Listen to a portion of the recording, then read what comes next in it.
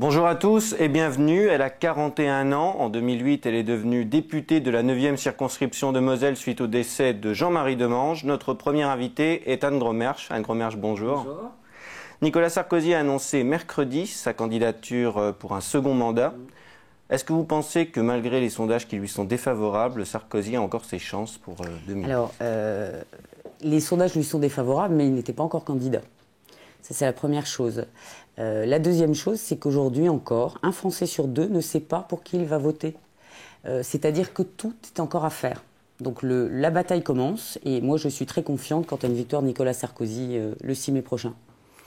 Quels seront, Anne Grommersch, les grands thèmes qui feront cette campagne de l'élection présidentielle? Quels seront les sujets qui permettront à un candidat en particulier d'être élu? Alors, je crois que ce qui est important aujourd'hui, c'est de continuer la politique que nous avons menée jusqu'ici, c'est-à-dire de réduire les déficits au niveau de la France. Je crois que ce dont les Français ont besoin, c'est d'un candidat qui leur dit les choses, qui leur dit la vérité, et pas de quelqu'un qui leur fait des promesses qu'il ne pourra jamais tenir. Quand on connaît l'état de nos finances aujourd'hui, quand on sait les objectifs que nous devons atteindre dans les engagements que nous avons pris au niveau de l'Europe notamment, il est évident qu'on ne peut pas faire n'importe quoi et qu'on ne peut plus dépenser l'argent qu'on n'a pas. Voilà, donc ça c'était vraiment une certitude. Aujourd'hui, il y a des thèmes qui vont être centraux. Je pense que celui du travail, comme il l'a été, le sera, puisque c'est vraiment au cœur du débat, parce qu'une société ne peut pas évoluer sans qu'on parle du travail. Se posera la question que le président a évoquée hier, mercredi, donc au sujet des chômeurs, et de savoir effectivement quelles sont les meilleures mesures à proposer pour qu'on ait moins de chômeurs aujourd'hui. Quand on sait qu'il y a 500 000 emplois non pourvus en France et qu'à côté de ça, vous avez énormément de chômeurs qui ne répondent pas à ces demandes d'emploi, à ces offres d'emploi, c'est qu'il y a encore énormément de choses à faire en termes de formation. Donc il y a un focus très fort qu'on a commencé sur la formation en général des jeunes, la formation par alternance, et sur la formation des chômeurs, bien entendu.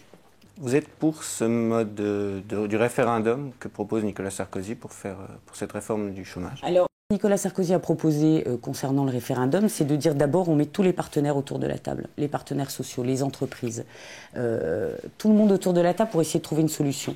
Si effectivement aucun accord n'est trouvé, à ce moment-là, si ça coince comme il le dit, à ce moment-là, c'est un sujet qui pourra être présenté, proposé aux Français. Je crois que c'est important de pouvoir leur demander leur avis.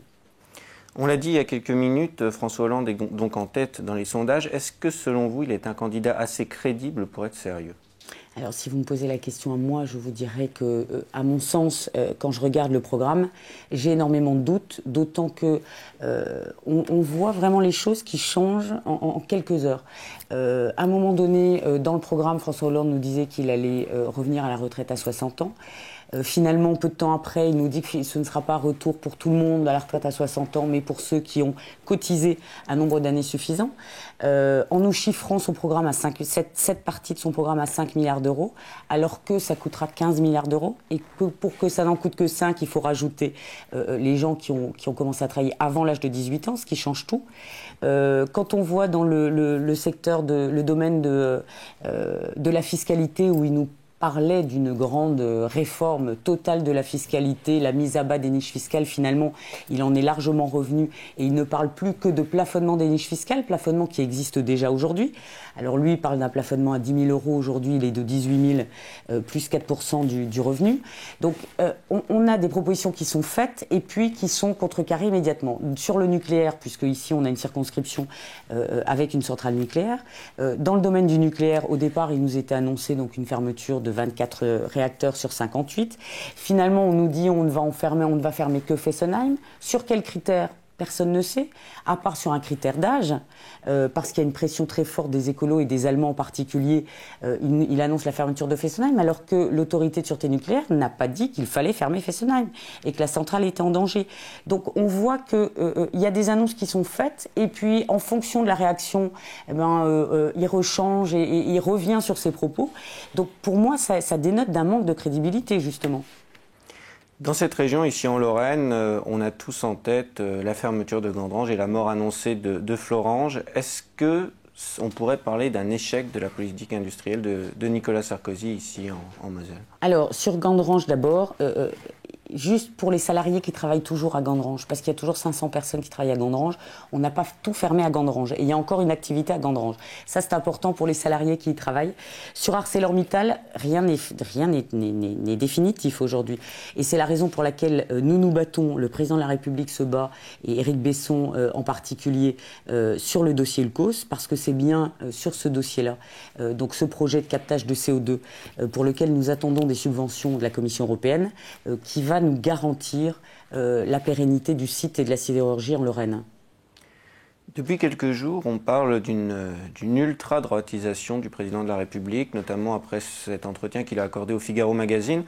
Vous, en tant que député de la majorité, qu'est-ce que vous en pensez? Est-ce que c'est un pari qui peut s'avérer dangereux?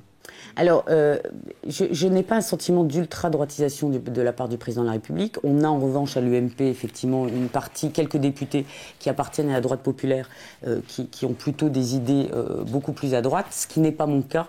Moi, je fais partie de la droite sociale aux côtés de Laurent Wauquiez, où on défend en particulier le sujet des classes moyennes, ce qui nous paraît absolument indispensable. Je pense qu'il y a des sujets sur lesquels, en revanche, il ne faut pas céder. Si on parle de droitisation, quand on dit qu'on veut une immigration maîtrisée, alors là, oui, je l'assume, parce qu'on ne peut pas accueillir tout le monde si on n'est pas à même de les accueillir dans des conditions décentes. Or, ce que propose le Parti socialiste aujourd'hui, c'est d'ouvrir les portes, d'accueillir tout le monde et de régulariser tout le monde. Alors, c'est bien, mais qu'est-ce qu'on fait après avec ces gens ? Comment va-t-on les accueillir? Comment va-t-on pouvoir les aider financièrement, les loger? C'est ça la vraie question. Donc si l'immigration maîtrisée, et j'ai pas dit immigration zéro, c'est pas du tout l'idée, mais si une immigration maîtrisée, c'est de l'ultra-droitisation, alors là je l'assume, oui.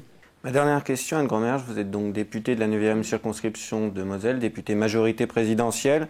Ces derniers temps, à l'UMP, il y a eu plusieurs polémiques, notamment dernièrement Christian Van Est, qui a eu des propos à caractère homophobe. Vous condamnez ces propos? Ah oui, clairement, sans aucune hésitation. Et je salue la décision du parti de lui retirer l'investiture aux prochaines élections législatives. Le bureau de l'UMP se réunira mercredi prochain pour décider de sa sortie du parti. Je condamne clairement ces propos, qui ne correspondent pas encore une fois à nos valeurs. Et je trouve tout à fait normal qu'il soit exclu du parti. Je vous remercie. Merci.